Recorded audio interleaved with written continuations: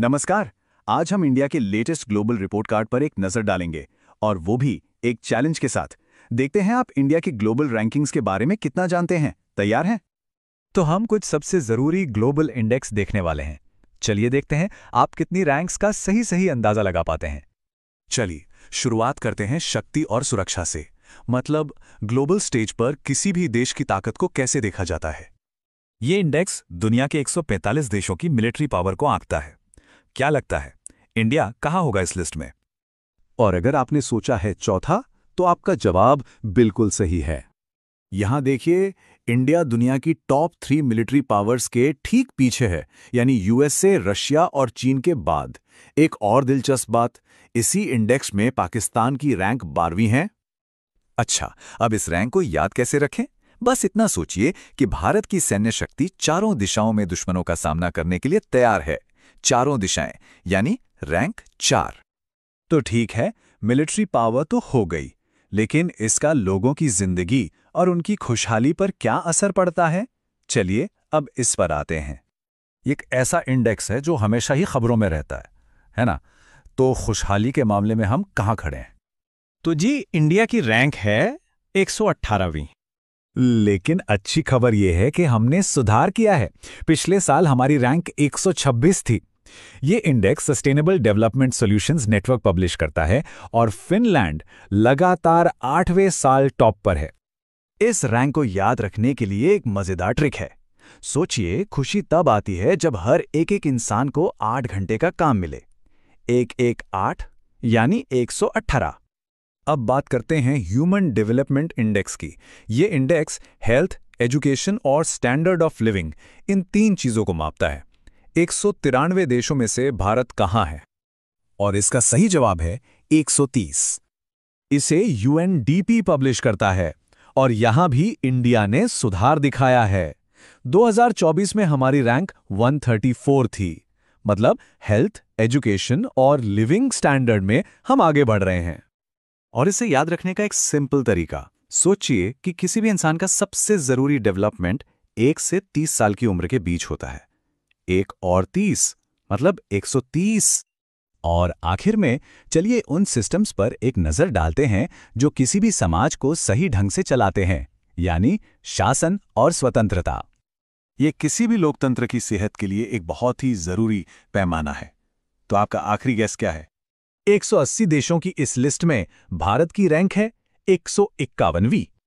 Reporters without borders के मुताबिक यहां भी थोड़ा सुधार है। 2024 में हम 159वें स्थान पर थे। इस लिस्ट में सबसे खराब प्रदर्शन करने वाला देश इरिट्रिया है। चलिए, इसके लिए भी एक मेमोरी ट्रिक है। मान लीजिए आपके मोहल्ले का प्रेस वाला एक सेट कपड़े के 15 रुपए लेता है। एक सेट 15 रुपए, 151।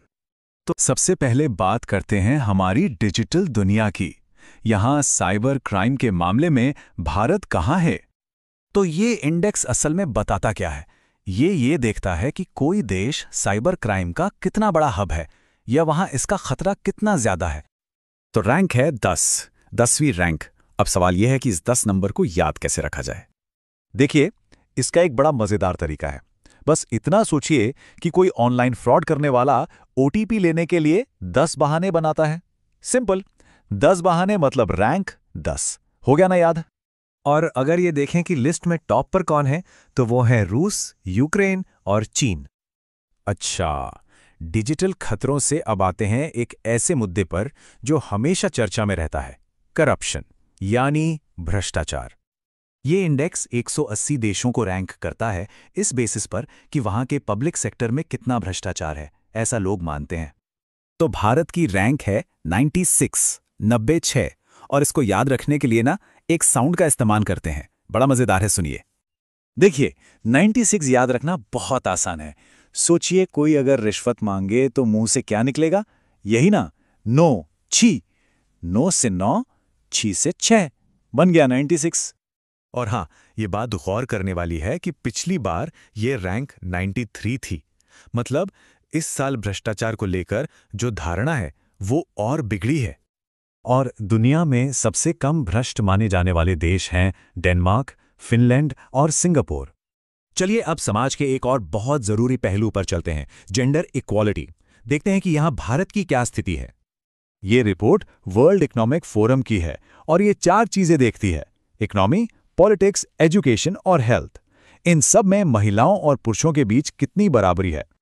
तो 2025 में इंडिया की रैंक है 131 और ये एक अच्छी खबर है क्योंकि पिछले साल रैंक 139 थी। तो ये एक काफी अच्छा सुधार है। और इस मामले में फिनलैंड, नॉर्वे और यूनाइटेड किंगडम दुनिया में सबसे आगे हैं। अब आगे बढ़ते हैं भविष्य की एक और बहुत बड़ी जरूरत की तरफ, क्लीन एनर्जी। तो इस बदलाव के लिए भारत कितना तैयार है? चलिए देखते हैं। ये इंडेक्स 118 देशों को देखता है और ये बताता है कि वो एक सिक्योर और क्लीन एनर्जी फ्यूचर के लिए कितने तैयार हैं। तो यहां भारत की रैंक है 71। ये पिछले साल की 63वीं रैंक से नीचे है। खैर, 71 को याद रखने का एक सिंपल सा ट्रिक है। बस इसे ऐसे याद रखिए। मान लीजिए एनर्जी थोड़ी डाउन है, तो हफ्ते के 7 दिन कोई एक काम करना है एनर्जी बढ़ाने के लिए, जैसे नींबू पानी पीना। 7 दिन एक काम हो गया 71। और आखिर में एक नजर डालते हैं कि भारत में जर्नलिज्म और मीडिया का माहौल कैसा है। ये इंडेक्स 180 देशों और इलाकों में पत्रकारों को मिली आजादी के लेवल को मापता है। यहाँ भारत की रैंक है 151, 151। अब ये नंबर थोड़ा बड़ा है, पर इसे याद रखने के लिए एक बहुत ही देसी कहानी है।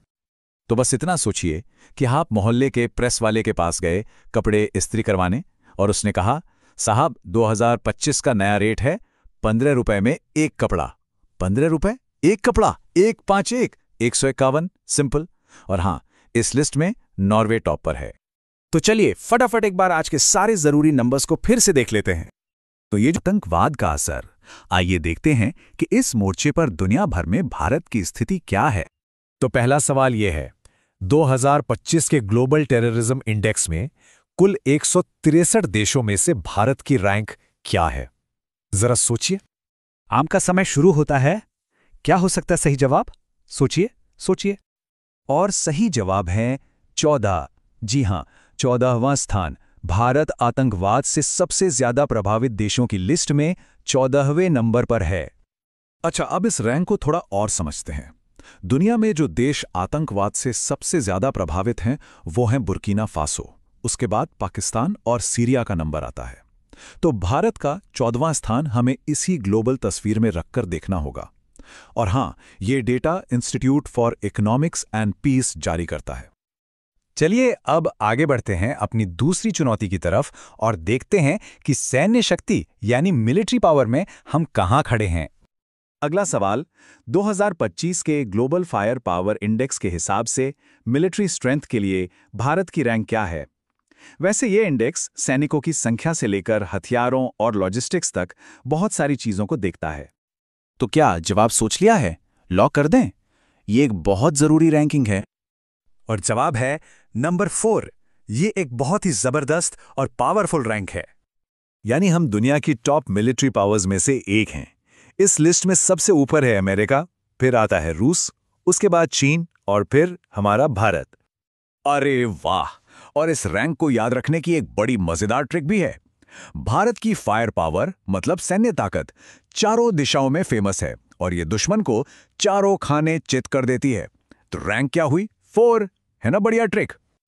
हाँ, एक बात यहां पर ध्यान देने वाली है कि ये जो रैंकिंग है ये सिर्फ पारंपरिक सैन्य ताकत को देखती है। इसमें किसी भी देश की न्यूक्लियर कैपेबिलिटी को शामिल नहीं किया गया है। और अब हमारी आखिरी और शायद सबसे चौंकाने वाली चुनौती, देश की खुशहाली। तो 2025 के वर्ल्ड हैप्पीनेस इंडेक्स में भारत का स्थान कौन सा है? मिलिट्री पावर और टेररिज्म के बाद अब देखते हैं कि देश के लोग असल में कितने खुश हैं। ये है हमारा फाइनल चैलेंज। सोचिए जरा, क्या हो सकती है रैंक? तो जवाब है 118वां स्थान। अब ये रैंक सुनने में शायद बहुत ज्यादा लगे, लेकिन यहां एक अच्छी बात भी है। पिछले साल यानी 2024 में हमारी रैंक 126 थी।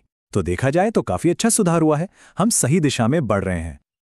और भाई, इस रैंक को याद रखने की ट्रिक तो और भी मजेदार है। सोचिए, भारत खुशहाल कब होगा? जब हर एक इंसान को यानी एक दिन में 8 घंटे का काम मिलेगा, तो वो ठाठ से रहेगा। बन गया ना, 1 1 8, 118। कमाल है।